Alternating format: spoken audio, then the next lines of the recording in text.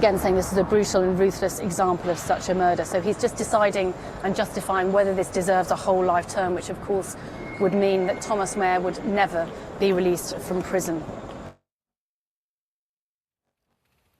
Just saying.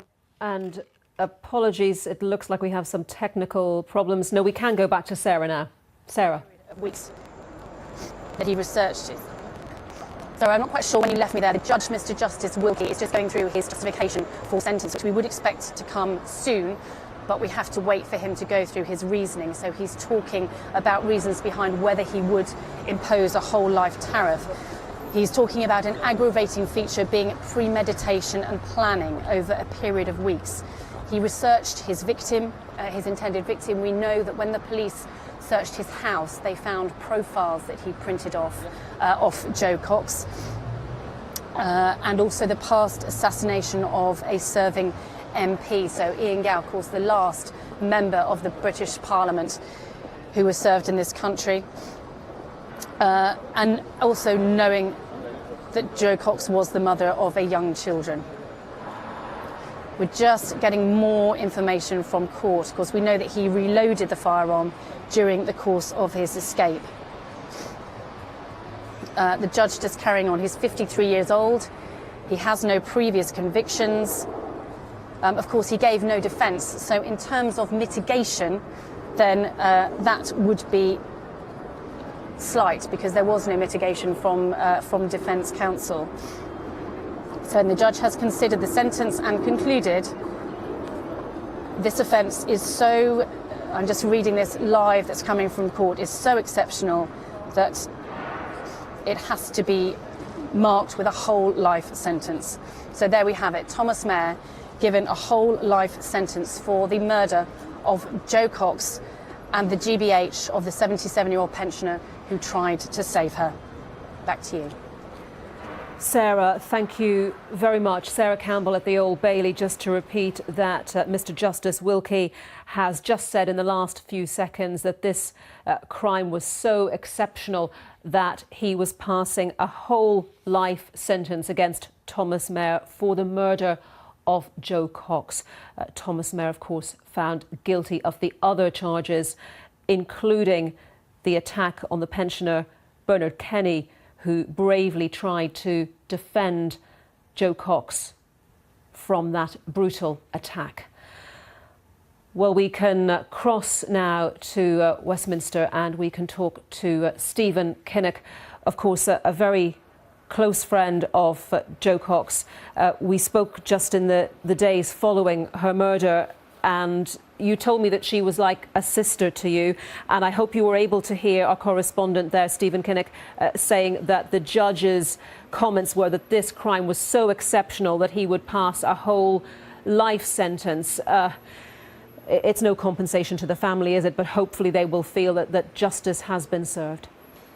Yes, I welcome that sentence. I think that it is the right and due and fit punishment for this heinous, twisted crime, and I hope that, as you say, the family will feel some sense of justice. And the trial has been an awful process of hearing in detail, which of course Thomas Mehr forced us to do by refusing to plead guilty. He forced the family to go through this, and it's reminded us of the appalling nature of her death. But it's very important that we also today reflect on Jo's life and the values that she stood for, what she wanted to do in terms of changing the world for the better, solidarity and cooperation and cohesion that she wanted to see for our country. And it's important as we go forward that we honour the legacy of her life and not only think about the appalling circumstances of her death. Yes, your party leader Jeremy Corbyn saying just a few moments ago that the single biggest tribute we can pay to Jo and her life will be to confront those who wish to promote the hatred and division that led to her murder. So very much echoing what you've just said. I think that's right, and we have to recognise that this was a cold and calculated and politically motivated assassination, and that sends a very worrying message about our country and where it got to. And we now must look for healing, look to heal the divisions and the awful wounds that the referendum campaign and so much else have caused. And Joe would have wanted that. We've got to do that for Joe. We've got to be inspired by the way in which she lived, and she should be a role model now for the politics that we have in this country and the way in which we behave towards each other. Let's see more respect. Let's see our ability. Yes, of course, we disagree sometimes, but we can do so without being disagreeable. And I hope everybody who's out there on Twitter or Facebook or whatever it might be will just take a moment to pause today and think before they press send, think before they say what they might have been wanting to say. And we've got to have zero tolerance of that sort of behavior in our society, and Joe should be the role model that we live by on that basis. How difficult do you think it is going to be to make a tangible progress on what you describe? The judge said that this murder was done to advance a political cause of violent white supremacism. How difficult is it going to be to try to tackle that? We heard Brendan Cox saying that some of the money that was raised after Joe's murder is going towards efforts to try to prevent this kind of feeling gathering strength. It is always going to be difficult, and it has been since time immemorial, but we've got to believe in the angels of our better nature, and we've got to have a politics which is about people's hopes and not their fears, and about uniting rather than dividing. One of the greatest quotes ever was Martin Luther King, of course, who said, "The arc of the universe is long, but it curves towards justice." And that is what Joe lived by. It was the sort of conversations that I had with Joe every day in the office that we shared were inspired by that belief. She lived by that belief.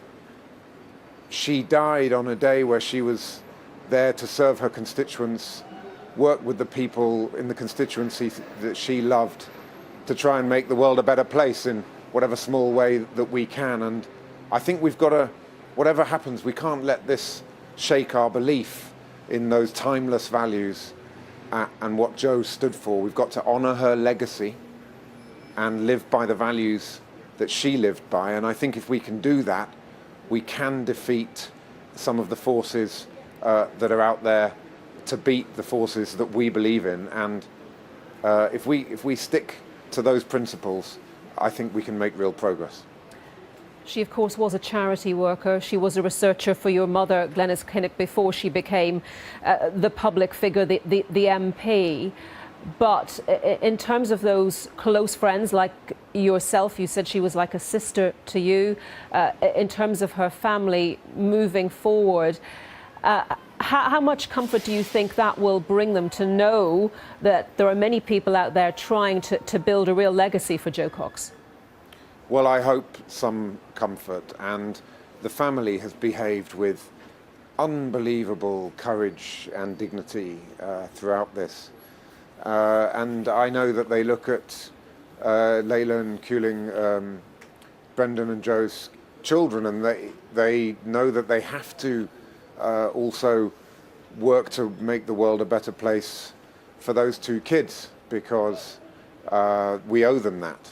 And I think that there's lots of big words can be used in Parliament and on the front pages of newspapers and whatever it might be, but we've got the examples there of those two young people who need to grow up in a country where we're not shouting at each other and fighting with each other and creating the kind of environment that can lead to the awful act that Thomas Mehr has perpetrated.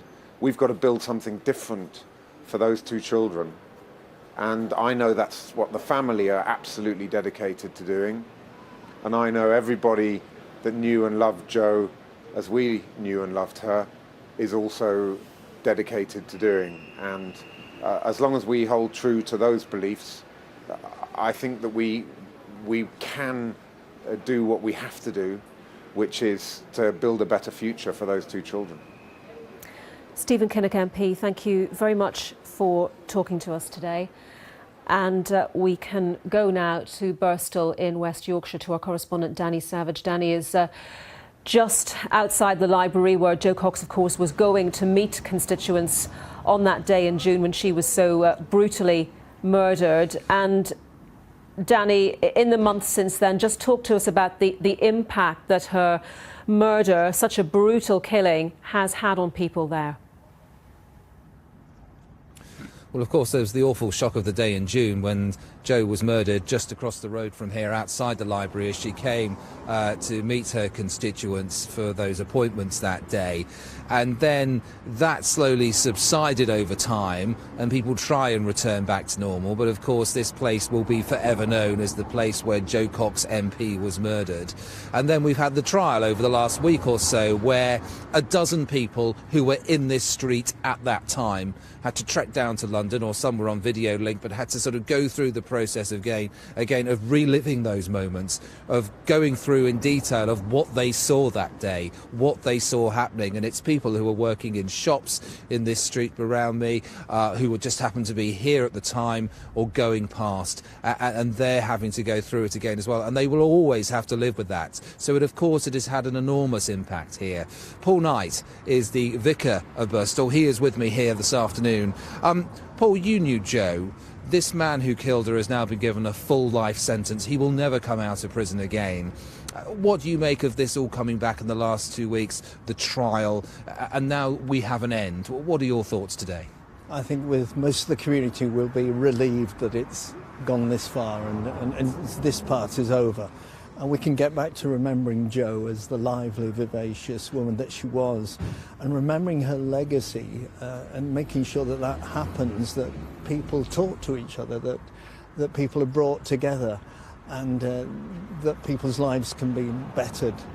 Have there been changes in the community? Has there been some good that's come out of this? Of course there has, and we're determined to be positive.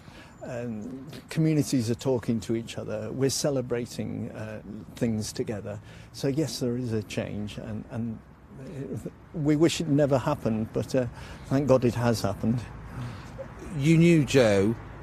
You knew of Tommy Mair, of course, after what happened. What are your thoughts towards him? Why should somebody choose to be like that is a mystery, and it's going to be a mystery to everybody, I guess. Only he knows. But you know, Tommy would rather forget. Let's get on with the good things, and let's remember Jo, and I hope the community will do that. We're going to be remembering her as we sing carols at Christmas. We're going to be remembering her in a year's time. We'll continue to do that as we'd promised to do. Does it frustrate people that Thomas Mair pleaded not guilty and then had to put a lot of people through the pain of a trial? I think it does, yes. Perhaps some will be angry about that. Think of those people you've already mentioned who are here on the day who've had to live it. But also her family. You know, if only he'd pleaded guilty, they'd never have to have relived all of that experience. But I think we need to get past the anger and remember the good things. Paul, thank you very much for talking to us this afternoon. Paul Knight, the vicar of Birstall there. So just the thoughts of one person locally who knows many people in this community, a community that will be forever remembered for what happened here, but they will never forget also Jo Cox and the impact she had on them. And the two people involved in this, her and Thomas Mair, two people in the same community but at the opposite ends of it. Thomas Mair living just a mile from here in his home, leading a very private life, not having much to do with the community around him, living a very solitary life. And then Jo Cox, the MP, who did everything that she did locally for the people of her constituency and was renowned for doing so. An important day for people here in Birstall to see justice done, and people here still talking about it, although trying to move on with their lives here in West Yorkshire. Danny, thank you very much. Danny Savage there in Birstall. Let me just remind you that if you want to watch the Chancellor Philip Hammond's autumn statement, which is continuing, you can do so on BBC Two. But here on the news channel, we'll continue with our coverage of developments from the Old Bailey, where Thomas Mair has been found guilty of the murder of the MP, Joe Cox. Just to take you through some of the comments from the judge, Mr. Justice Wilkie, as he decided to give him a whole life sentence. He said that the murder had been carried out to advance a political cause of violent white supremacism. But he said that Joe Cox was a patriot in the true sense of the word, while Thomas Mair merely affected to be a patriot. The judge talked about the premeditation and planning by Thomas Mair as being an aggravating feature.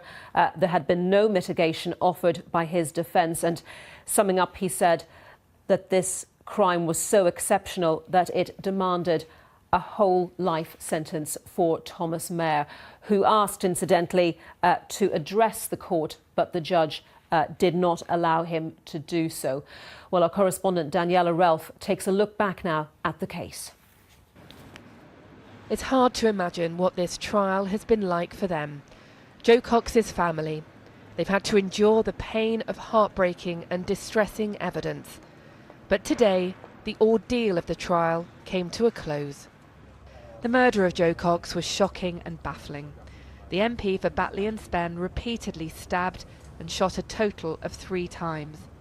Her killer, a man driven to murder by his extreme political views. She was a Labour MP and mother of 2 young children, killed just a week before the EU referendum vote.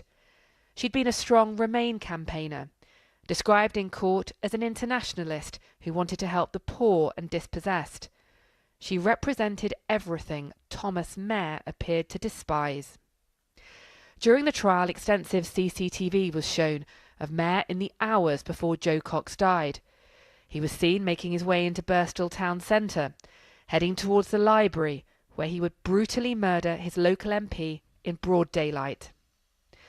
Mair was described in court as a quiet, shy person with few friends. He was keen on gardening and helped neighbours with their own gardens, but there was a side of him that he didn't reveal. At just before 1 p.m. on the 16th of June, Thomas Mair used this knife to stab Joe Cox repeatedly. Then, using this gun, he stood over her and shot her. He shouted "Britain first," and "This is for Britain," as he murdered the MP. A 999 call showed the fear and panic at Birstall Library that afternoon. Okay. There's hell on, there's chaos, he stabs people and shot people. Darren Playford feared for his own life, but still he stayed on the phone, giving police vital information. Now, he's walking up Brownhill Road, which is off Brookroyd Lane. You get a police guard at the top of there and one at the bottom, you'll catch him. Okay. David Honeybell was another eyewitness. He'd been at the library as the attack began. He got his gun out of his bag. I could see Joe on the floor. I think she was dead then, actually, to be honest. I think she was dead. Because it stood over her from point blank range, fired straight to the head. You could see by the angle of the gun, it was straight to the head. And then just turned away, walked down the street, there was nothing that happened. And here the CCTV footage of Thomas Mair walking away from the scene, as described, in no hurry, seemingly composed. Joe Cox's office manager, Fazila Aswat, was with her as she was attacked. She described telling Joe Cox to run away and then holding her in her arms when it became clear her injuries were too severe to escape. Another colleague, Sandra Major, was also with them that day. She explained to the trial how Joe Cox even tried to protect her staff as she lay dying. The MP told them, get away, you two. Let him hurt me. Don't let them hurt you." Thomas Mair had lived alone here in Birstall since 1996. When police searched the house after the attack, they found dozens of books on Nazi Germany and white supremacist groups, and articles and profiles on Joe Cox. But no one knew of his far-right views. He never showed any political interest at all, never mentioned it. Not even to his brother, I don't think. Just over a week before Maher murdered, he watched this. An American video of two men firing a sawn-off weapon. Thomas Maher was a classic loner. He was also a brutal murderer, fueled by hatred and an extreme political ideology. Jo Cox was killed because of what she stood for. Her politics led to her death, at the hands of one of her own constituents. Daniela Ralph, BBC News, the Old Bailey. And Jo Cox, of course, as well as being an MP, was a wife and mother to two young children. Our correspondent Ed Thomas has been speaking to Jo Cox's husband, Brendan. So obviously it's very difficult to process. And what I'm trying to do is to channel my energy and my thoughts into both the kids and making sure that they're okay, and then making sure that something good comes out of something that is horrific, and making sure that I do all that I can to make sure that there is a legacy for Jo that she'd be proud of, and that the issues that she cared about we take forward, and that the kids are as protected and as excited about life as they were before. And is that what you tell your children? You remind your children of exactly who their mother was and all the good that she did? Is that something you do constantly? Probably every other night, I ask people who knew Jo to write a story for the kids about something they did with Jo or a memory of Jo. And so often I'll read out one of those to the kids, and they love them. They love the exciting ones, the dangerous ones, the adventurous ones, the funny ones. And there's lots and lots of stories. We've got a lifetime of stories. Jo packed in probably 80 or 90 years into the 40 that she lived. What would Jo have made of the foundation and of the work that's being carried on in her name? She'd have been unbelievably touched and surprised by the level of public support. So as you say, about £2 million has come in so far, and that's being spent on loneliness, on helping people in Syria, and it's being spent on tackling extremism in the UK. Your impact statement that's read out in court, how important is it that Thomas Maher hears your words and hears just what has been taken? I have no interest in him. I have some pity that his life was so devoid of love and so consumed with hatred that he thought this was a okay thing to do. But I have no interest in how he feels or how he thinks. He said, I think at the time, that he did what he did for Britain, and I think that Britain would be ashamed of him, and I think Britain is very proud of Jo, and I'd like everybody to know that. Would you ever want to talk to Thomas Maher? I have no interest in him. How important is that throughout all of this, it is Jo's legacy that is remembered and not an act of hate? Absolutely critical. I think for me there's a contrast there between the bravery of Jo, what she stood for, what she fought for, and in her final moments asking her friends who were trying to help her to get away so that they wouldn't get hurt, with the cowardice of a man who attacks a 5-foot-tall woman with a gun and a knife, and then is too scared to take the dock and to account for his actions in court. So for me, it's that contrast between the bravery and some of the best of us with the sheer cowardice and hatred that I don't think represents anything in our country. And in the years to come, what will you tell your children about their mother, your wife, Jo? I will tell them that she was an amazing woman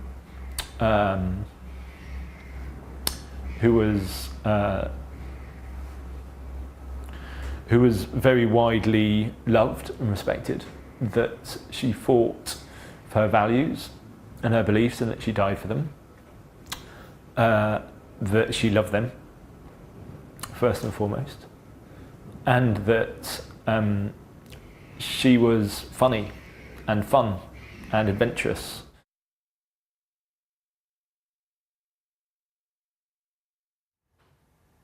And Jo Cox's husband, Brendan Cox, was talking to Ed Thomas. Now, just a reminder of what the Labour leader Jeremy Corbyn has had to say in reaction to those verdicts from the Old Bailey. He said Jo Cox believed passionately that all people can achieve their full potential given the opportunity. Her murder was an attack on democracy and has robbed the world of an ambassador of kindness and compassion. Jo's values were lived out in her last moments when she bravely put the safety of her staff before her own. Jo is someone the Labour Party will forever be extremely proud of.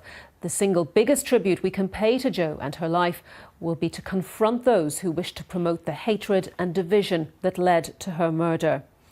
Jo was a loving mother and wife. I hope that the verdict has delivered some sense of justice to those grieving, particularly Jo's family, who all of our thoughts are with at this time. That statement from the Labour leader, Jeremy Corbyn. Well, joining me on the line now is Iqbal Bana, who worked closely with Jo Cox on a number of events in her constituency. Her friend Iqbal Bana, thank you very much for taking the time to talk to us today. Just your reaction, first of all, to this news from the Old Bailey, the verdicts that have come from the jury. Well, I think I'm really pleased that the jury, obviously, they had no choice but to find him guilty. He was witnessed, he was seen, there was all the evidence against him. But much more importantly, for people around Batley and Batley and Spen, we feel that justice may have been done finally for the brutal act that he committed. We lost somebody who was unique, that I don't think we'll ever be able to replace in the future. So, in a way, this gives us some sort of a closure, not satisfaction, because we'd rather have Jo here with us now than go through all this. And I'm sure that the family will also be, in a way, they'll get some closure as well. But it's unfortunate, it's an act that took place, a brutal act, an act that nobody expected. And even in her dying moments, she showed the quality of her concern for others. Iqbal, let me apologise in advance if we have to cut our conversation short, but I'm told that Jo's family will be making a statement imminently, but let us try to continue for the moment. I mean, we've already heard a lot today from friends of Jo who really want to focus on her legacy, to focus on the positive, to remember the sort of woman that she was. What's happening in the constituency to do that? Well, I think there's a number of things happening. I mean, schools, for example, have been running events and permanent memorials and permanent events to be annually celebrated, to celebrate her life. I mean, she was an inspiration to many, many people, especially the young. I mean, one particular school, Carlton School, for example. Iqbal, I am sorry, apologies. Right. We will leave our conversation. Thank you very much for talking to us to get reaction from Jo Cox's family and also from Detective Superintendent Nick Wallen, who was the senior investigating officer. We can also see there Brendan Cox, Jo's husband. We're also going to be hearing, we believe, from Kim Leadbeater, Jo's sister, and from Gordon Leadbeater, Jo's father. Hugs there for Brendan Cox from a well-wisher. And many people there to support Jo's family today as a whole life sentence has been handed down to Thomas Mair. Superintendent Nick Wallen from the West Yorkshire Police. With me this afternoon is Kim, who is Jo's sister, and Brendan, Jo's husband. We'd like to say a few words to you now, and afterwards members of the family will return back into the court, and I can remain available out here for any questions that you might want to ask and any other pieces you might want to do. It's still hard to comprehend the magnitude of what happened in the quiet market town of Birstall on that day in June. The murder of Joe Cox is a tragedy on so many levels. At the centre is the devastation caused by the loss of a mother, a wife, a daughter, sister and friend. But this killing, the first of a serving female Member of Parliament, is also felt acutely by the local community, by the people of this country and across the world. Joe Cox, MP, championed the democracy and inclusivity of this country, and for that she paid the ultimate price.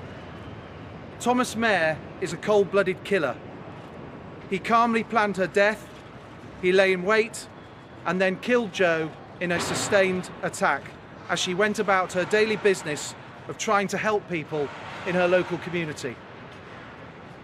I would like to pay tribute today to the people who bravely came to Jo's assistance at the scene, one of whom, Mr. Bernard Kenny, nearly died as a result of the injuries inflicted by Mair. I would also like to praise the courage of the two unarmed neighbourhood police officers who arrested Mair just minutes after, while he was still armed with a knife and a gun. I cannot praise highly enough Joe Cox's family. Throughout what must be the most terrible of times, they have acted with nothing but stoicism and dignity, seeking only to ensure that Joe's legacy is a positive and a lasting one. This joint investigation between the West Yorkshire Police and the North East Counter-Terrorism Unit sought to understand the man that Thomas Mair is. He had never come to the notice of the police before. He lived a solitary lifestyle with no social circle around him. This was a murder motivated by Mair's apparent political and ideological beliefs, involving the use of a firearm, and as such was an act of terrorism. Evidence of his interest in the extreme right wing has been uncovered. Nothing, however, can ever excuse the evil and the horror that his actions brought to the small town of Birstall on the 16th of June this year. I'd now like to ask Kim to say a few words. Good afternoon. It's been a very difficult few months for our family, and the last 10 days have been particularly challenging. We are relieved that this process is over and are thankful for today's verdict. Our main wish today, however, is to thank the many people who have helped us during this difficult time. Firstly, West Yorkshire Police, who have, without exception, acted with professionalism and sensitivity throughout their comprehensive investigation. There has been a broad team of police personnel involved in the case, but they have communicated with us clearly at all times, and along with the excellent staff here at the Old Bailey, have looked after us with care and compassion in recent days. We would like to pay tribute to the members of the emergency services who were involved in the events of June 16, particularly the two arresting officers who acted with such selfless courage and bravery in such a dangerous situation. Our thanks also go to the legal teams who have been involved in the trial. The prosecution team who represented the Crown, us and Jo so comprehensively and communicated with us clearly to help us to navigate our way through this unfamiliar and at times confusing process. And also the defence team who did their job professionally and respectfully at all times, as did the judge in charge. We wish to express our sincere and heartfelt gratitude to the witnesses who have given evidence in the case, and indeed the many more people who came forward to try and help by saying what they had seen. It has clearly been a traumatic experience for many, and we truly appreciate the strength and fortitude they have shown. Many have witnessed things they should never have been subjected to, and I am so sorry that this is the case. It was an honour to meet several of them and to express our appreciation in person. Jo would have been extremely impressed, although not at all surprised, by the courage of her staff and constituents during this process and indeed on June the 16th. There may have been one act of extreme cowardice on that day, but there were many acts of bravery, particularly from Fazila and Sandra and Bernard Kenny. We think about them often and are very grateful for the way they tried to help Joe. We would also like to thank the members of the jury who have had to listen to accounts and observe evidence of a very upsetting nature. Yet they have remained stoic in their duty and fulfilled the role that was asked of them. Our focus now as a family is to look forward. We can begin to consider our own loss in our own way and in our own time. We are grateful to the vast majority of the media for respecting our privacy and would like to thank them in advance for continuing to do so. We can and we will work through our pain. And as a family, we are stronger and more united than ever. What can be difficult at times is thinking about the ripple effect of Joe's murder and the many lives it has affected. However, it had always been my belief that whilst we cannot always choose what happens to us, we can try to choose how we respond. I, for one, will not be beaten by what has happened, and I know I am not alone. It is the last thing my sister would want, and it is not who I am. I will channel my energy into ensuring that Joe's legacy continues, and as a family, we will respond with strength, love, positivity and enthusiasm. Strength and love for each other, and positivity and enthusiasm for the principles Joe believed in. Compassion, tolerance, acceptance, understanding, and a determination to continue to fight for what is right. Thank you very much.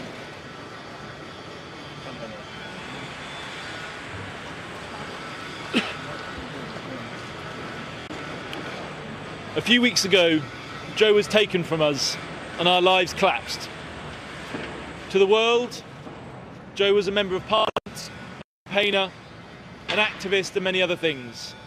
But first and foremost, she was a sister, daughter, an auntie, a wife, and above all, a mum to 2 young children who love her with all their being. All their lives, they've been enveloped in her love, excited by her energy and inspired by her example. We try now not to focus on how unlucky we were to have her taken from us, but how lucky we were to have her in our lives for so long. I'd like to add my thanks to Kim's. First, for the response of the people in Joe's constituency of Batley and Spen and across the UK. From the people who tried to help Joe on that day and put their own lives at risk, to the well-wishers who sent us their love and thoughts in the past few weeks. This has been Britain at its best, compassionate, courageous and kind. It's given us great strength and solace. Secondly, thank you to the police and the wider emergency services and the courts who have all done their job to the highest standard. For the person who did this, we have nothing but pity that his life was so devoid of love and consumed with hatred that this became his desperate and cowardly attempt to find meaning. The killing of Joe was a political act, an act of terrorism. But in the history of such acts, it was perhaps the most incompetent and self-defeating. An act driven by hatred, which instead has created an outpouring of love. An act designed to drive communities apart, which has instead pulled them together. An act designed to silence a voice, which instead has allowed millions of others to hear it. As a family, we will not respond to hatred with hatred. We will love like Joe did, and know that although she is dead, the ideas and values that she held so dear will live on. And know that although she is not with us, her energy and her love are hardwired into our children for the rest of their lives. Finally, we hope the country will also take something from this, that Joe's death will have meaning, that those in politics, the media, or in our own communities who seek to divide us will face an unassailable wall of British tolerance and the articulation of Joe's belief that we hold more in common than that which divides us. Thank you.